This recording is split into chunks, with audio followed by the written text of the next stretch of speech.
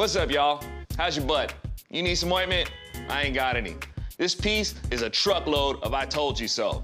If you don't want to hear it, you might want to tune into something more fluffy like a speech from John Boner. Pronounced Boehner, so. It's spelled Boner. I think what's happening. Propaganda.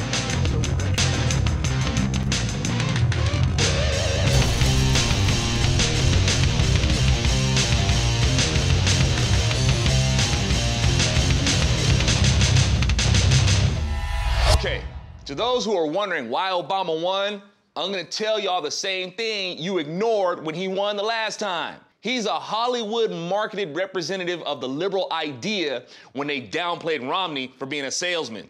Keep in mind, y'all, it wasn't really about Obama being a leader. It's about what he represented to his base.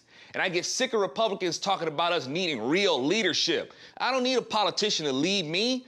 I need representation in office to keep our freedom in check so we can remain free to lead our own pursuits. Anyway, liberals are very excited about their head representative. Democrats have their guy. The liberal culture has long cultivated this figure and has been ready to plant him into power.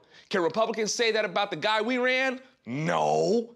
Republicans can't even get solid on what conservatism is, let alone run one to be excited about.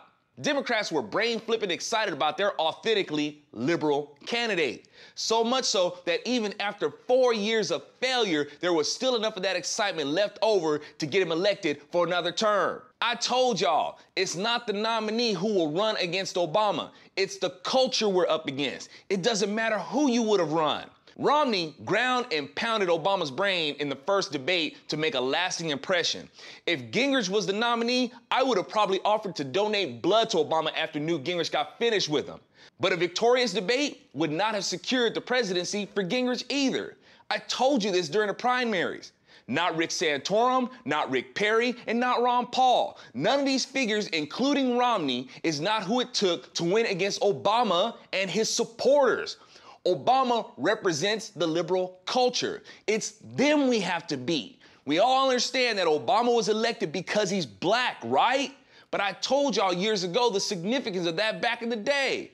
Many of y'all think that it was based mostly on white guilt. That's superficial.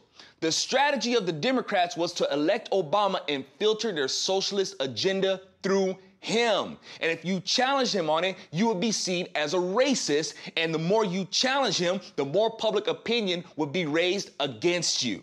It was an obvious strategy the moment I heard he was running. I told you that back in the day. And what was your answer in 2008? To run the oldest, doughiest Republican runner who's not even really a conservative to run against this tall, elegant, and charismatic black man.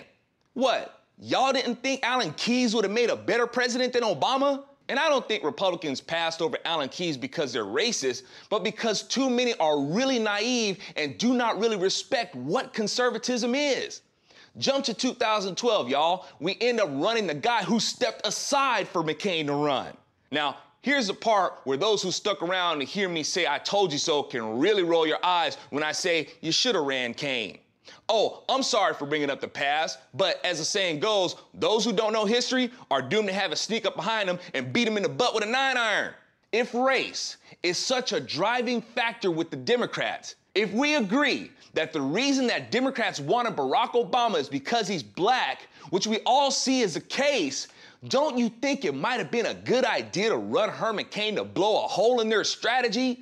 Not for the sake of saying, hey, look, here's our black guy against your black guy, but I'll remind you it's because the Democrats would have shown their true racist colors in a very hard to deny display. Colors that haven't been more vivid since Tom Wolfe introduced electric Kool-Aid. When all those racist attacks would have mounted against Herman Cain, all Republicans would have had to do was point them out, substantiating the case that all the institutionalized racism that Americans have been so angry about, from slavery to the KKK to Jim Crow, etc., has been Democrats.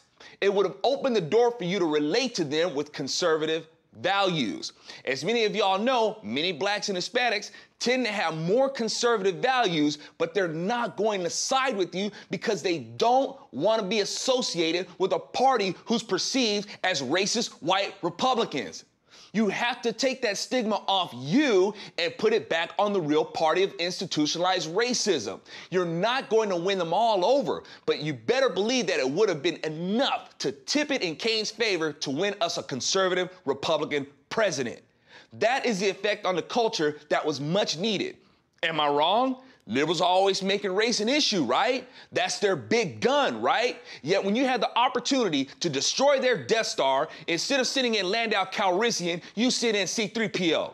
Oh, and in case you forgot, Landau Calrissian is the one who destroyed the Death Star. You let liberals steal your weapons. You let them take out Herman Cain. Now, don't get me wrong. I defended Cain, but I draw the line on him having this relationship of 13 years that involved him giving some woman money without his wife knowing about it. But I ain't trying to let the do it if it feels good liberals pass judgment on Herman Cain and let them push me into giving up on the only candidate, I repeat, the only candidate that could have caused the culture shock to short-circuit Obama's reelection. What's wrong? Herman Cain wasn't sophisticated enough for y'all? I hear a lot of Republicans talk all the time about wanting them a down-to-earth, good old-fashioned, common-sense conservative. And yet when one shows up and doesn't sound like Policy Poindexter, you throw him under the bus. Oh, Herman Cain wasn't worthy because he hasn't held public office? Oh, is that what you want, Republicans? Somebody who's experienced at being a double-talking politician? Don't even give me some crap about they should have some public office experience. Sarah Palin was a mayor, a high-rated governor, and a successful businesswoman, and y'all look for every excuse to throw her under the bus. Nothing makes you people happy, and you end up with a candidate that is a dull representative of so-called conservatism to go up against a Democrat candidate who is a glowing representative of liberalism to his base. Y'all, this isn't about me crying over spilled milk. I'm trying to remind y'all that politics is downstream of the culture. And by running John McCain and then Mitt Romney against Obama shows that y'all either don't get that or you just refuse to. I'm AlfonZo Rachel with ZoNation, and I look forward to 2016 when the GOP really learns their lesson and shows that they're really ready to fight when they dig up Captain Kangaroo to run against Jay-Z. It's spelled boner.